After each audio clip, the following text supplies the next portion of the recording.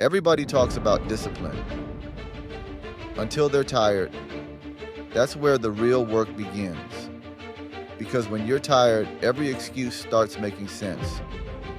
That's why showing up tired is a skill.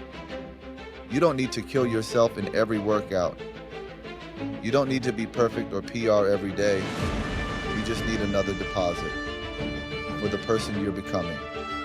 Your body gets stronger from the work when there's no escape, and your identity gets even stronger from showing up when you don't feel like it. Stop giving yourself a way out